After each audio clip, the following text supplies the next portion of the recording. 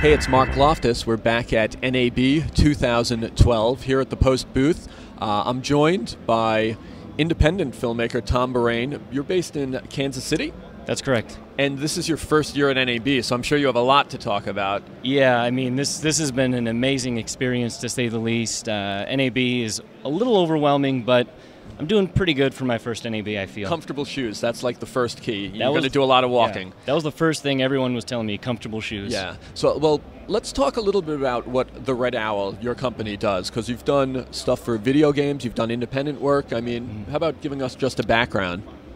Well, it's something I came up with in college just as a way to identify myself, the importance of branding, and it's not really a company, it's kind of just me freelancing and delivering cinematic images on a budget. My clients are typically on the lower end, small businesses, corporate stuff, events, weddings. My main client is Major League Gaming. I do quite a bit for them. They have a TV show that they actually put out in Europe through IMG Entertainment, and me and my buddy Joseph Pollack shoot quite a bit for them. They use our footage in the show and a lot of the web content that they put out. Really? Okay. Mm-hmm. Being an independent, you're not necessarily tied to equipment because you probably do a lot of rental when a project comes up. So when you come to NAB, what are you looking for? Are you looking for stuff that you may buy or just things that will have to fit into a workflow somewhere? I think you're always looking for stuff to buy. I mean, this isn't the first time I've really followed NAB closely. Twitter has been a great tool for that. So you kind of have a certain expectation that you're going to get to play with a lot of tools that you're never going to use simply because of expense or stuff that's not going to come out. So I'm always looking for something that's going to up my game personally to be able to deliver better images and, you know, a higher standard of production. So and budget conscious, I would imagine. I have absolutely budget conscious. I'm always thinking a few years down the line, simply because you have to. I don't get points for going with the latest and greatest thing. I'm not always on the bleeding edge, but I like to stay current on trends and whatnot. And I know that you got a look at the Blackmagic camera. It was pretty exciting. A lot of people have been talking about that. As an independent, that's something that you could make a purchase for and put right into your workflow. Unless I see something that really concerns me, I'm absolutely buying that camera. The workflow with Cinema DNG is something that kind of worries me. It's something I'm going to do some heavy research on. Obviously, there's a lack of XLR, but at that price point, for what they're giving you, if you're complaining, then I can't converse with you.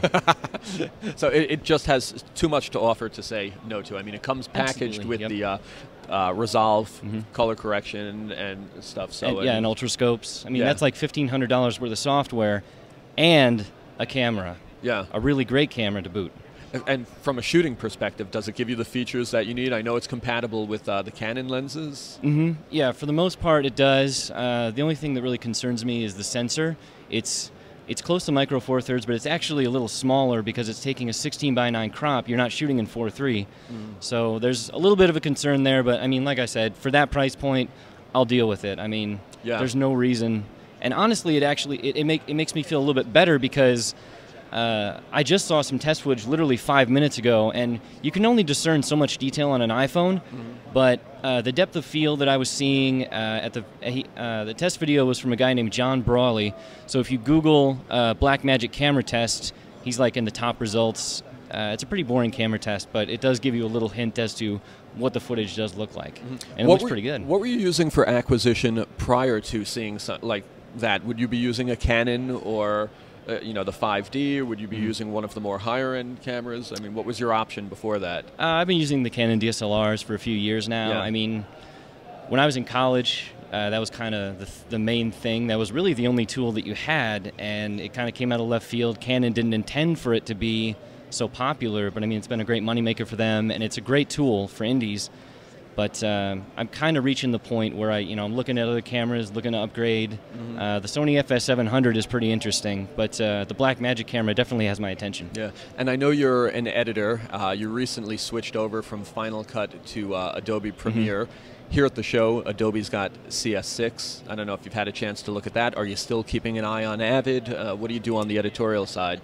CS6 has been kind of interesting because I got early access to the software, but I haven't been able to see SpeedGrade, which is one of the apps that I was most interested in, and I honestly didn't even have time to look at the other apps because of how much I've been working. And so mostly what I've been doing is reading the forums and bug reports and things. So it's been really funny to see the discussion around it. After Effects CS6 is a huge leap forward for me. I use it for a number of things. I mean, like motion graphics, like most people. And SpeedGrade is exciting. The whole suite is really just a testament to how hard Adobe has worked on this release. Yeah. Wes Howell from Adobe Systems yesterday showed myself and a few other people that were on that South by Southwest panel, moving from Final Cut Progress or Peril. He showed us some of the things that you can do without rendering in Premiere, and it's a huge leap forward from 5.5. It's definitely very exciting for independents like me. What about storage? Is that on your radar? Just it almost seems like you can never have enough. You're on a PC platform now. Yep. So I don't know if you can benefit from the Thunderbolt, which a lot of the storage manufacturers are trying to push. What's your storage solution these days? Well, my current system doesn't have Thunderbolt, so that's not really something that I can look at too closely, but it's definitely always something I'm thinking about. Data storage and backup, and just staying organized is something that's essential for any production. I don't care how big or how small it is.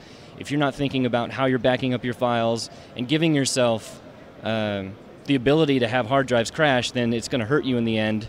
I learned this the hard way, like most people. About halfway through college, I lost most of what I was working on, and that hurt me quite a bit. Yeah, so that's like a wake-up call where you say, I'm not going to let it happen again. It was a huge wake-up call. For now, I think the cheapest solution for me is actually going to be a product from Max Sales called Voyager. I don't know if you've ever heard of it. It basically allows you to swap out hard drives like tapes, and you can. It's fairly inexpensive, so I think I'm probably going to go that way using eSATA connection. Well, with really a day and a half left at NAB here, do you have targets set on what you're going to go try to check out before the show ends? Definitely Adobe CS6. I'm going to try to take a closer look at that. NVIDIA has some amazing technology. They've actually got an event called Limelight tonight that's going to reveal some things that I think people are going to be very interested in. So I'm definitely going to try and check out the CS6 release a little more closely, get some hands-on time. Red Booth, I don't know if you know Ridley Scott did a short film in 3D for them, and it's actually being projected in 4K today. At least that's what I've heard, because in the previous days of the show, 4K wasn't working, so they were projecting it in 2K, which is fine by me. But it would be nice to see it in 4K. Real nice 4K. And the lines have been insane. So yeah. And then also Shane Hurlbut did a short film for Canon called The Ticket. I saw it. You saw it. Beautiful. What'd you think? It looks beautiful. I saw it on Sunday night. They had a presentation over at the Palms in one of the theaters there. So I would imagine it was digital projection, but it was just beautiful. The colors were beautiful. The sharpness was beautiful. I can't imagine anybody would criticize any of those new cameras. They just look so amazing. Shane's an absolute master of his craft. He's one of the most inspirational people I've ever had the pleasure to read. He's one of the few blogs that I can really respect on every level, because I've never seen anyone so passionate about creating great images. Yeah, if you have a chance to check out that short, it's less than 10 minutes. It's really worth seeing. Oh, definitely planning on it, for sure. So, well, they're telling me I've got to wrap up here, but I want to thank Tom for coming by the Post booth here at NAB 2012, and stay tuned. We've got Evan Checkman from @Radical Media coming up next.